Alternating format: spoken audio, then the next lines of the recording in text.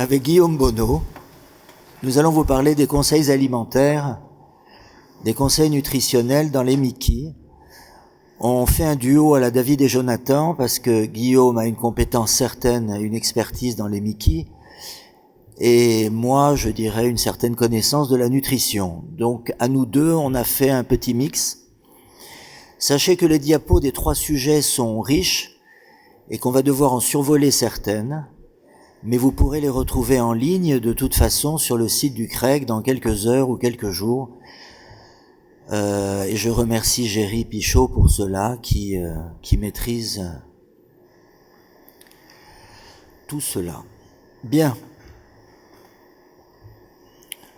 Nous allons parler de nutrition et de Mickey. À ce propos, je tiens sincèrement à remercier Xavier Buterne, qui n'a pas pu venir présenter ce sujet, qui est un ami proche, dont c'est l'anniversaire aujourd'hui, et qui se trouve à un autre congrès, et qui nous a fourni une riche documentation qui a permis de réaliser ce topo, donc je le remercie. Il n'est pas là, mais il l'entendra. Donc je vais vous parler de 2 cas cliniques, pour commencer. Manon, qui a 14 ans, du sang dans les selles, diagnostic d'une RCH basse, lycéenne en section de sport, très active, aucun antécédent, pas de prise toxique, bon état général, saigne encore un peu malgré la prise en charge par 5-ASA, bilan biologique normal. Elle continue son traitement par 5-ASA, un suppo par jour, et par voie orale 2 grammes. Tout autre tableau, Nicolas, 35 ans, diarrhée gléro-sanglante, douleurs abdominales, diagnostic de RCH pancolique cette fois-ci, corticothérapie, réponse clinique mais rechute, tabac stoppé, cannabis stoppé car il en fumait, mais reste asthénique, réticent pour tout immunosuppresseur et toute biothérapie. Prise en charge avec une réascension des corticoïdes et optimisation des 5-ASA. Pourquoi je vous parle de ces patients? Parce qu'ils reviennent en consultation évidemment 6 mois plus tard. Manon va plutôt bien du point de vue digestif. Elle continue son traitement, mais elle est triste, prostrée. Elle a arrêté la gymnastique. Elle est trop fatiguée. Et elle présente une altération de l'état général avec une perte de poids de 10% de son poids initial. 10% de son poids initial. Nicolas, 1 mois plus tard, corticothérapie, il a stoppé les 5-ASA, car il a regardé sur Internet, de plus en plus fatigué, ne travaille plus, légèrement anémié, perte de poids importante. Que s'est-il passé entre les 2 cas? Dénutrition sévère, perte de poids supérieure à 10%, avec un IMC inférieur à 18,5. Manon semble en rémission et son traitement semble convenir. Nicolas a une maladie active cortico-résistante et doit enfin être mis sous biothérapie. La question est de savoir quelle est la cause de la dénutrition et quelle prise en charge proposez-vous, la nutrition devenant une affection parallèle et indépendante à leur Mickey, pouvant dépasser largement en gravité la Mickey qui peut être prise en charge correctement. Les causes de cette dénutrition, vous les connaissez: ingestat insuffisant, besoin plus élevé lié à l'inflammation, absorption diminuée. Manon, que s'est-il passé pour elle? État général relativement conservé, mais perte de poids, dénutrition. Elle a respecté un régime que l'on qualifie de paléolithique ou de méditerranéen.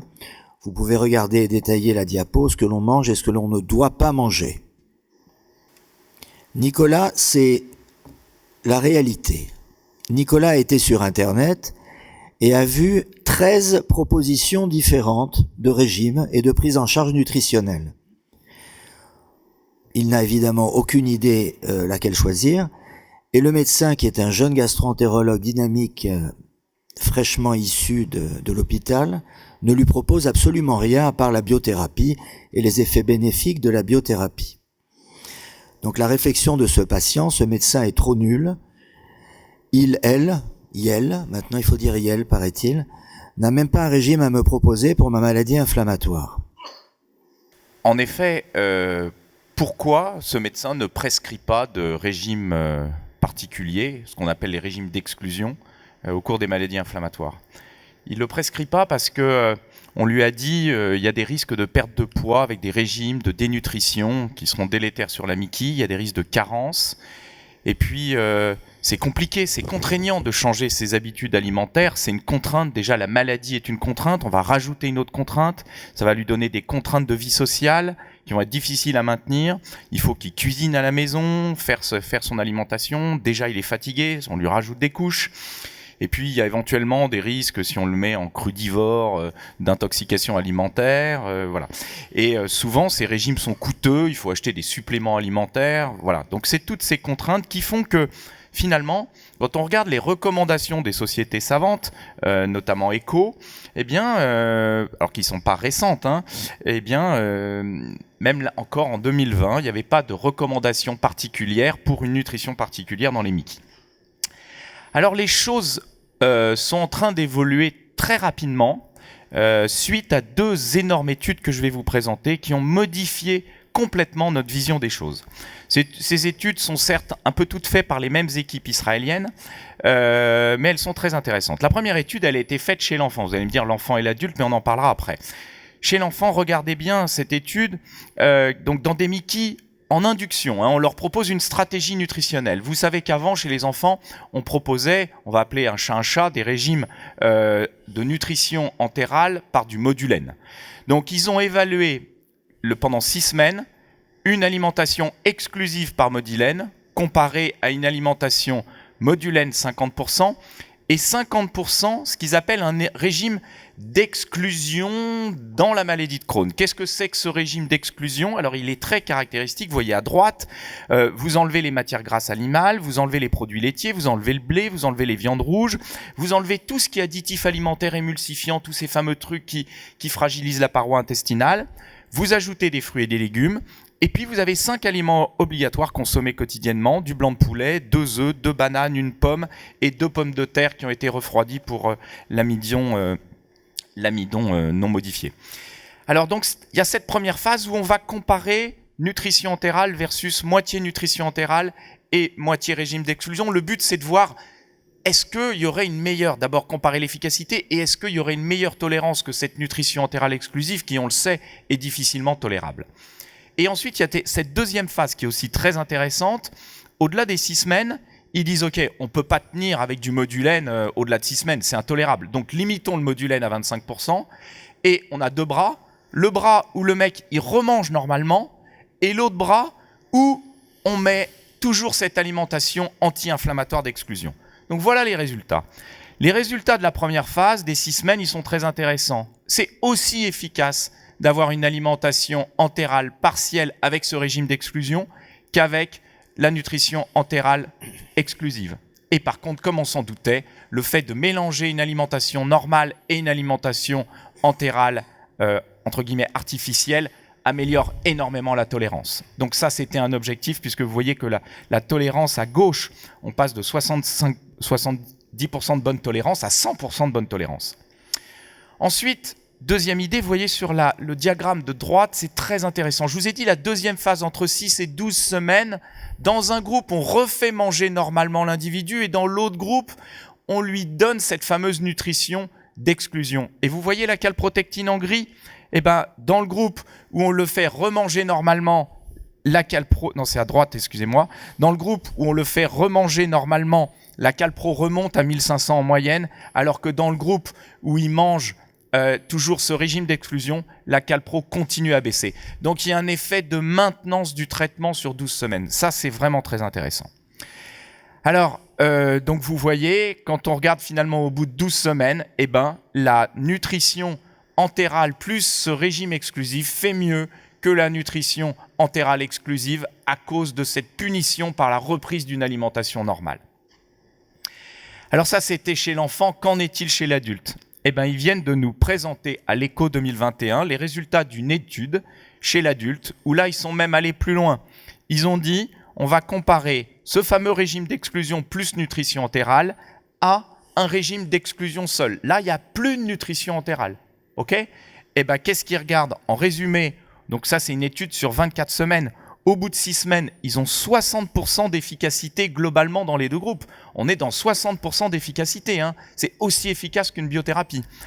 Et ensuite, quand ils regardent, parmi ces répondeurs, ces 60%, il y en a 80% qui maintiennent la réponse à 6 mois.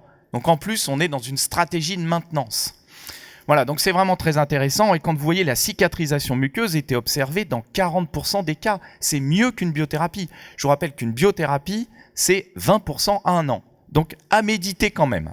Bien sûr, ça demande des confirmations. C'est une seule équipe israélienne qui fait ça. Il faut absolument, mais il y a des études européennes qui sont en cours pour valider ces résultats. Mais enfin, je trouve que c'est quand même une tendance qui nous permet de dire maintenant qu'il faut conseiller à nos patients un régime anti-inflammatoire. Et ce régime anti-inflammatoire, en gros, pour faire simple, c'est ce qu'on appelle le fameux régime méditerranéen versus ce régime pro-inflammatoire qui est notre alimentation occidentale, qui est responsable en partie de l'augmentation de l'incidence des maladies inflammatoires intestinales.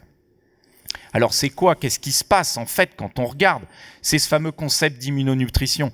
Vous voyez à gauche que si vous avez ce régime méditerranéen, c'est-à-dire avec beaucoup de fruits, des probiotiques, de la vitamine D, un régime pauvre en calories, eh ben vous corrigez votre dysbiose, vous corrigez votre paroi intestinale, vous diminuez l'hyperperméabilité intestinale et donc vous avez une immunomodulation en retrouvant des T régulateurs prédominants. À l'inverse, si vous avez ce régime occidental, vous allez avoir de la dysbiose, de la perméabilité intestinale qui va être responsable d'une hyperactivité de la voie TH1, TH17. Alors, ils sont même allés au-delà, c'est-à-dire qu'ils viennent de présenter dans Gastroentérologie une étude où là, le concept est différent. C'est plus de comparer des régimes en induction, mais ce sont chez des malades qui sont stabilisés sous biothérapie et qui ont encore des signes cliniques, qui ont encore des signes inflammatoires. Et la question qu'ils ont posée, c'est est-ce que notre régime d'exclusion, qui est quand même assez contraignant, même s'il est très toléré, enfin moi les patients qui l'utilisent, ils le vivent très bien, eh ben, ils l'ont comparé au régime méditerranéen. Et là, les résultats sont intéressants parce que dans les deux cas, ils sont positifs avec une diminution dans 50% des symptômes résiduels et dans 30% de la calprotectine fécale. Je vous rappelle que ce sont des malades qui sont déjà sous biothérapie. Donc c'est une optimisation de la réponse des biothérapies. Et quand ils comparent les deux, il n'y a pas de différence. Donc là aussi, il y a à méditer, mais en sachant que la difficulté, c'est qu'est-ce qu'est le régime méditerranéen ? C'est pas de manger des pâtes italiennes et de la pizza. Je reprends la main de façon un peu plus pratique, je dirais. C'est, en fait, quelles sont les questions qui vous sont posées par les patients ? Donc, je me remets en situation de nos consultations. Je me suis mis au régime sans gluten, qu'en pensez-vous ? Vous l'entendez 1 million de fois. Je me suis mis au régime sans lactose, qu'en pensez-vous ? Idem. J'ai entendu parler du régime pauvre en FODMAP. Je suis sous cortisone, faut-il prendre du sel ? Que pensez de la curcumine ? Que pensez-vous des oméga 3 ? Faut-il supplémenter en vitamine D ? Pouvez-vous me prescrire des probiotiques pour ma maladie de Crohn ? Je laisserai Véronique répondre. On m'a conseillé une cure de détox. Là, je vomis en général. Qu'en pensez-vous ? Il paraît que l'alimentation ultra transformée favorise l'inflammation.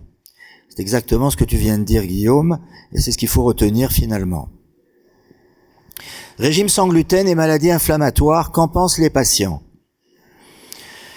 Il y a à prendre et à laisser, évidemment, sinon que le gluten, vous le savez, est un FODMAP, et que de toute façon, ça diminuera les ballonnements, la diarrhée, les douleurs abdominales, les nausées et la fatigue, qu'il y ait ou qu'il n'y ait pas de Mickey.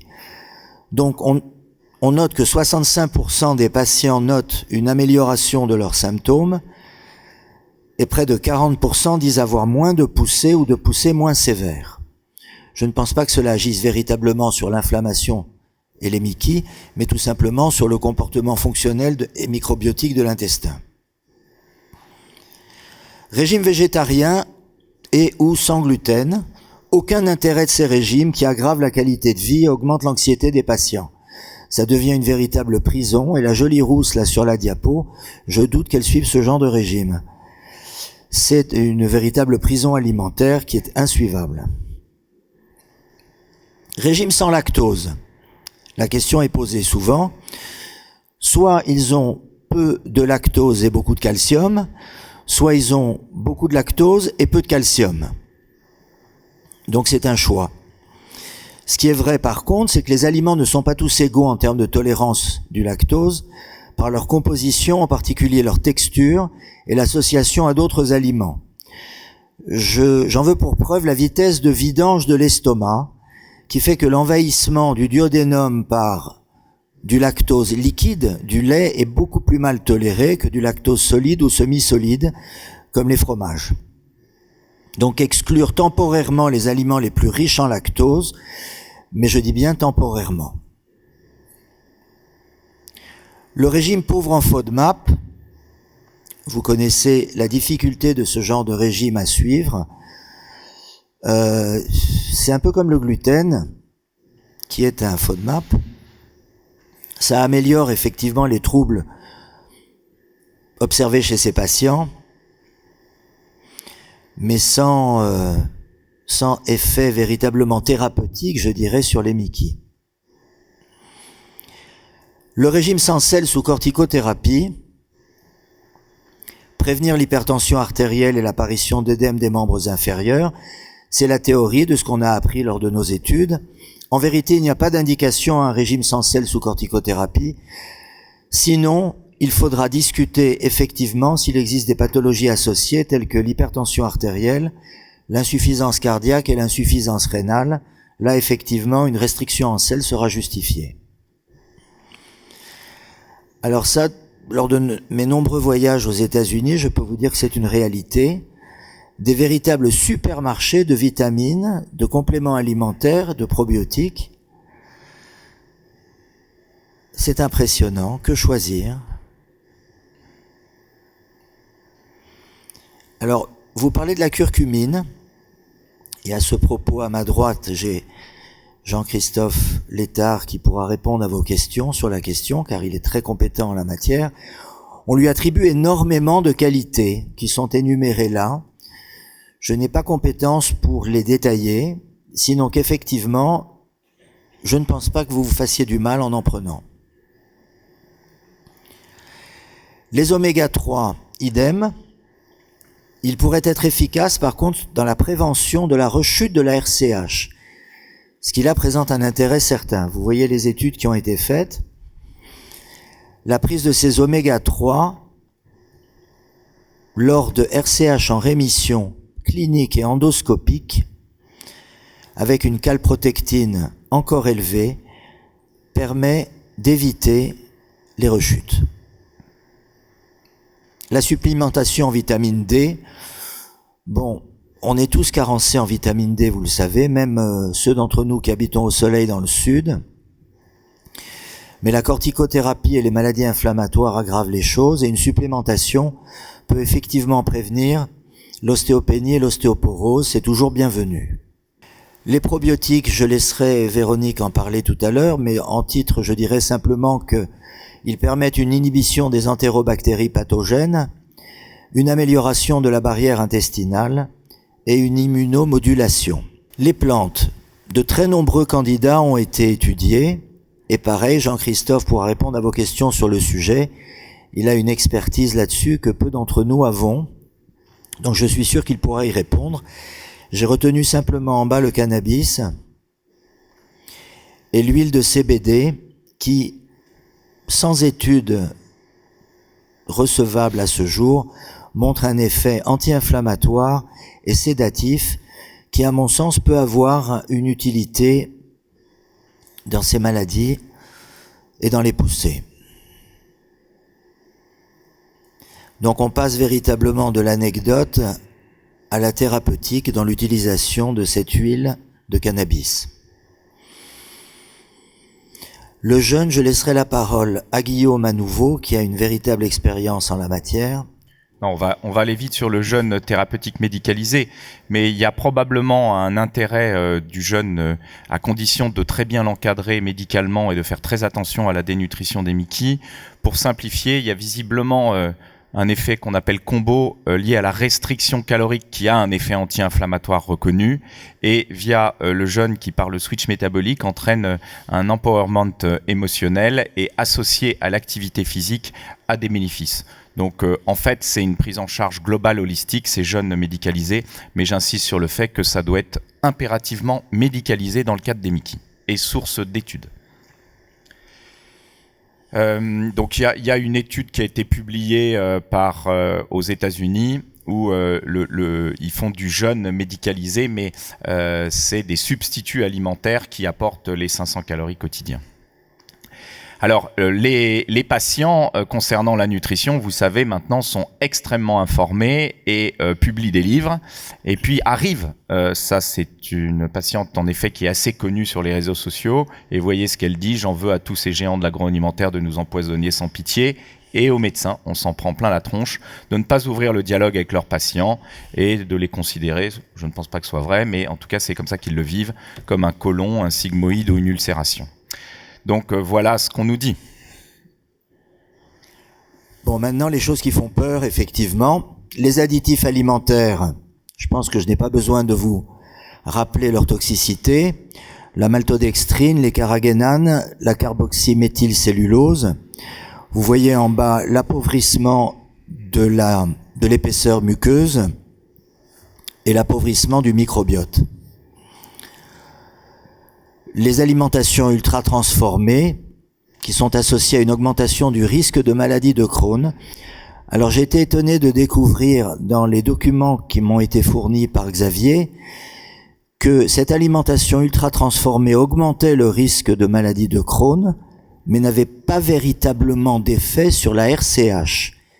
Et je dois dire que ça m'a un peu surpris. Enfin, c'est pas de significativité statistique, mais il y a quand même une tendance. Mais tu vois, parce que ça va de 0,91 à 1,58. Voilà. Le rôle des colorants, le plus connu étant le 171. La plupart d'entre nous vieillissants, nous avons des enfants et des petits-enfants. Je pense que lorsque nous leur donnons des bonbons qui ont ces couleurs-là, on pourra être accusé de maltraitance à enfants et à mineurs, ce qui est très sévèrement puni par la loi. Donc dorénavant, évitez de leur donner des bonbons de ces couleurs-là. Que doit-on faire? On avait toutes les questions tout à l'heure que nous posaient les patients. Nous devons être proactifs. Aborder le sujet de l'alimentation dès la première consultation. N'évitez aucune question. Essayez de savoir plus sur ce que le patient mange ou s'interdit. Pesez le patient à chaque consultation et dépister les carences par un bilan biologique complet. Détecter les erreurs alimentaires qui sont fréquentes et qu'ils vont pêcher sur Internet en général, avec des régimes abracadabrantesques, et accompagner un éventuel changement des habitudes alimentaires.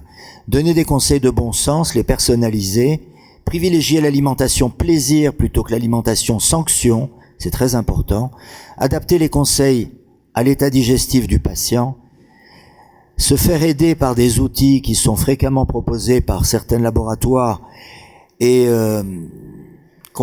des laboratoires de compléments nutritionnels oraux, des fiches, des outils digitaux, et orienter si besoin est, là j'insiste sur ce point, les patients vers des ateliers diététiques et surtout une consultation diététique et un programme d'éducation thérapeutique. Car ces consultations sont extrêmement chronophages, nous n'avons pas le temps, et il est bon de les orienter vers une diététicienne et un programme d'éducation thérapeutique.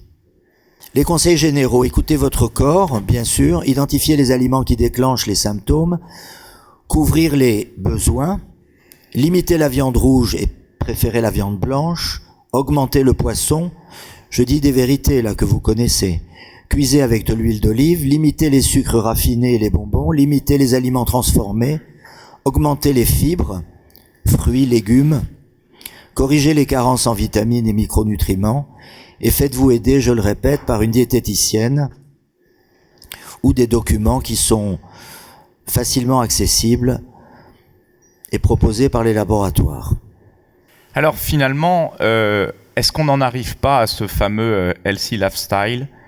Pourquoi pas ? C'est-à-dire, en gros, il n'y a pas que l'alimentation, mais il y a tout un environnement de vie qu'il faut prendre en charge.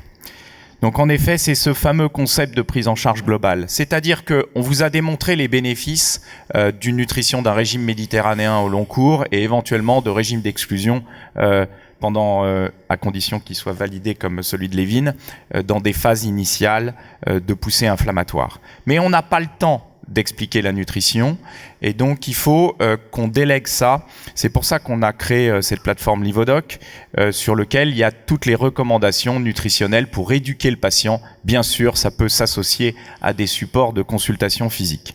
Mais ce qui est très important, c'est que la nutrition, mais la régulation des émotions et l'activité physique ont chacun une activité à la fois anti-inflammatoire propre et, indépendamment de l'activité inflammatoire, une activité sur la qualité de vie. Et vous savez qu'il y a souvent une discordance dans 30% des cas avec des maladies inflammatoires qui sont contrôlées sur le plan inflammatoire, mais une altération de la qualité de vie. Et il faut absolument que, en plus, la nutrition ne soit pas une contrainte. Donc pour que ce ne soit pas une contrainte, ces modifications de comportement alimentaire, il faut que ça s'associe à une prise en charge globale pour travailler sur la qualité de vie de nos patients. Ce qui veut dire que la prise en charge globale est impérative au niveau régulation émotionnelle et activité physique. C'est pour ça que la plateforme qu'on a faite s'occupe de ce qu'on appelle le trépied du vivant, qui sont ces trois parties. Et ce qui est très important, c'est qu'il faut donner les informations, mais mettre dans ces outils des aides digitaux à la conduite du changement. C'est pas tout de changer ses croyances, encore faut-il changer son comportement. Et on voit qu'on est très mauvais. Quand on regarde les enquêtes, notamment l'enquête qui a été faite Carnity, on voit que d'abord les médecins ne donnent pas les informations nutritionnelles, ils les donnent que dans 30% des cas. Et les patients faute de temps, effectivement. Oui. Et il y a très peu de cas, il y a que 25% des cas où les gens changent de comportement. Je rebondis sur ce que tu disais. Là, j'oriente effectivement systématiquement vers une équipe de diététiciennes dont nous disposons. Et j'oriente vers les salles de sport, effectivement. J'ai 2 salles de sport qui reçoivent ces gens-là et qui ont réservé des créneaux, effectivement, pour une remise en forme.